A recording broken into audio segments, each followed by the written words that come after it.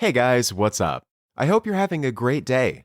Welcome back to the new story of r/relationship advice. Don't forget to subscribe and hit the bell icon for new future videos. Let's get started. Cheers. Stories in today's video. 1. Girlfriend tried cheating on me too. My boyfriend cheated and showed me the pictures of the S**x ting and n day. So this may or may not be a long post. But to give a background on this story, I had went to a country-type bar and ended up meeting my now ex-girlfriend. She, accidentally, bumped into me. I ended up talking to her and then bought her a drink. We ended up talking more and then I had gotten her number and asked her out on a date. We just kicked back at my place and had a few drinks and just talked and that was that. Went out on a few more dates and I ended up asking her out. To fill in the blanks, I took her virginity a few dates in. To give some insight on her, she was raised in a very religious family and was pretty sheltered. Fast forward, we're at my place this past Saturday and I have my friends over 3, and she's also here. Well, she ends up drinking a lot of liquor and gets kinda a blacked out drunk. I haven't been drinking much, so I'm basically just taking care of her and making my buddies mixed drinks. Keep in mind I'm in the army and I live in the barracks, sadly, so I get up with a few of my buddies to go to the kitchen and 2 of my friends follow me in there to get some drinks. As soon as we walk out, she shuts the door behind me and since I'm in the barracks the door locks automatically and can't open from the outside. The kitchen, I don't think much of it since she likes talking to my friends one-on-one about her and I and wants the reassurance that I like her. Well, a few minutes to by after we make the drinks and I knock on the door and my good buddy opens the door. He was inside my room still sitting on the couch when we went to the kitchen. About 10 minutes go by and she falls off the bed and says she needs to go to the bathroom. I carry her to the bathroom and I chill in there for a few minutes to make sure everything is fine. My other buddy ends up coming to my room so I go and greet him. When I get to my room, my buddy who was in the room when the door closed tells me that my now ex-girlfriend said she was in the mood and wanted to have S**x, this and that. I end up asking them to leave quick and I try to confront her about this. She ends up confirming, on video, that it happened and at this point I'm pretty hurt. I end up driving her home and made sure she made it in safe. I end up basically breaking it off right there and go out to the clubs with my buddies to forget about it. Later she ends up coming back to try and fix things between us and says that he came on to her this and that. But I caught her in a lie during this story she's telling me and then she comes clean saying how she was drunk and didn't realize what she had said and apologized over and over again.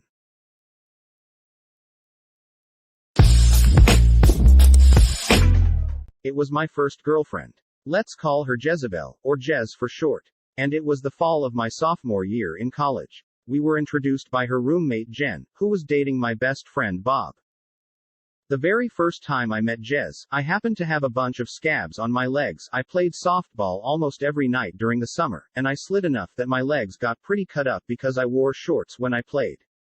Within 20 minutes of meeting this girl, she asked me if she could pick at the scabs, which were healing by that point. I was a little grossed out, but also mystified that a girl was showing me any attention at all. I didn't let her, but we talked for a long while that day about other things. Fast forward a week or so, and I was coming off of a particularly horrific weekend in which a drunken situation at a party totally threw my world into relative chaos. I had a small list of personal problems in college and this bad weekend had put it in my head that I needed to get drunk and just walk into the ocean. Bob found my plan out, and redirected me to bring the beers to Jen's house and we'd binge Star Wars, back in the days when there were only 3 of them. So we sat in his girlfriend's house and drank beers and watched the Star Wars saga. Jen came home in time to see the Death Star blow up. By the time Luke was on his way to Dagobah, Jez came home, and plopped down next to me and started drinking with us. By the time the Ewoks were trying to cook the heroes of the New Republic, Jen and Bob had retired to Jen's room. Jez told me she wanted me to sleep there because I had been drinking, and that it was okay because she had bunk beds. I agreed. We both ended up in the bottom bunk anyway, and that was my first time, because she pretty much just instantly jumped me when I got into bed with her. We dated for 3 months, and roughly 2 of them were spent yelling at each other. We fought a lot, over dumb things. But I always went back because I was too dumb to know any better and had never had success winning over a woman before. I didn't want to walk away from the first girl who ever showed actual interest in me. Every fight was inevitably followed by makeup S**X anyway, so I just kept stumbling along behind her. So Christmas comes, and Jen's throwing a huge party at the house. Bob invites a buddy of his from high school named Ray, whom I had met about a year previously when Bob hosted a 4-man poker game at his parents' house. I'm working that afternoon, so I get to the party super late. I greet everyone warmly, and Jez comes bouncing over to me and gives me a quick hug before wandering off to get more booze. I greet Ray, who gives me an awkward handshake, and busies himself with a gin and tonic. I think nothing of it. And the party eventually winds down. I technically lived on campus, but I spent every night at Jez and Jen's place, so I was of a mind to spend the night there again, but Jez seemed irritated. I finally asked her if she wanted me to go back to my apartment on campus, but she said she wanted me to stay, so I did. Just before New Year's, she went home for winter break, just after she told me that she missed her period and thought she might be pregnant. Even though she was on the pill, it is not 100% effective, you guys, no matter what she says. So she goes home for winter break, and never returned my calls, which grew more and more frantic without knowing what her status was. I called her on our 4-month anniversary, first-time boyfriends are so dumb, to say happy anniversary, so are you pregnant, and she informed me that we had broken up just after Christmas, despite the fact that we had had S**X a couple of times after that. And then informed me that no, she had gotten her monthlies, like, a day after she told me she might be preggers. So there I was, disappointed that I no longer had a girlfriend and yet overjoyed that I no longer had that girlfriend, and that I wasn't trapped by a child with her. So what was so strange about that? Next time I saw Bob after New Year's, he told me that Ray had confessed to him after the party that Jez had invited him to sleep over, and that it was okay, because she had bunk beds, and that her plan was to jump on him just like she had jumped on me 3 months prior, even though she knew I was coming to the party just a few hours later and was spending the night as usual.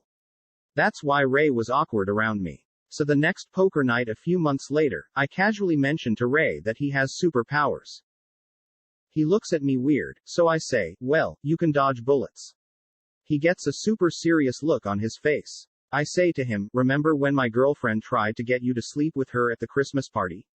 She's AF*C king lunatic, you sure dodged a bullet that night, and started cracking up. That broke the tension between Ray and I.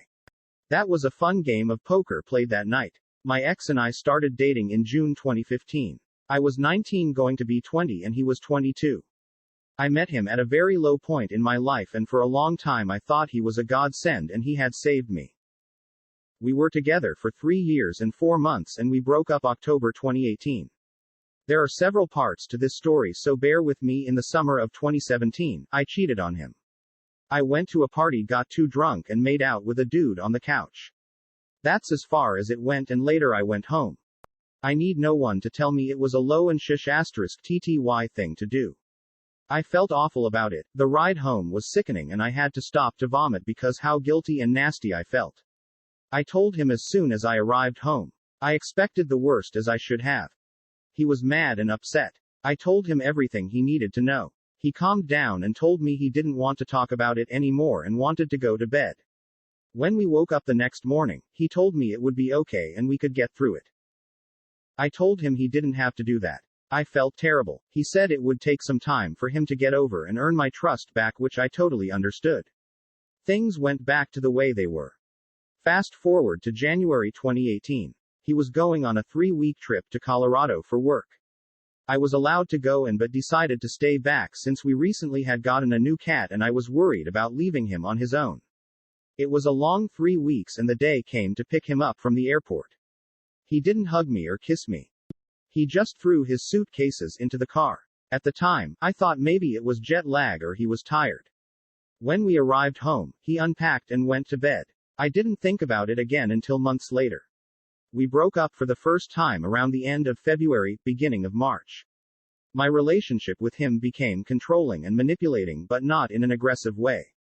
He played the victim anytime something would happen and everything was always my fault. He didn't drink and didn't smoke for personal reasons. He hated alcohol, parties and anything he didn't like, to say the least. In a completely respectful way, he was a square. Nothing wrong with that. I, on the other, was an old soul, free-spirited. I enjoyed a GL*SS of wine in the evening and occasionally smoked weed. When I wasn't working, I was gaming, reading, or at the gym. I had a curfew and I barely spent time with the one girlfriend that I had.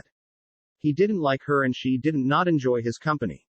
There was a clash in politics and they simply didn't get along. So in February I told him that we were growing into very different people. We didn't enjoy the same things and felt like roommates most of the time. I didn't want to resent him as I got older for settling and getting too comfortable too soon. It was a heartbreaking conversation, but we both understood. We separated and I slept on the couch until my new apartment would be available. I went out with friends, met new people and worked. I enjoyed life. Nearing the time to move into my new apartment, I panicked. I'd never lived on my own before. I was terrified. In April, I was relieved when he messaged me and asked if we could meet up and talk. He wanted to get back together and that he was sorry for how he treated me. I called my landlord and told her I wasn't taking the apartment and that I understood I wasn't getting the deposit back.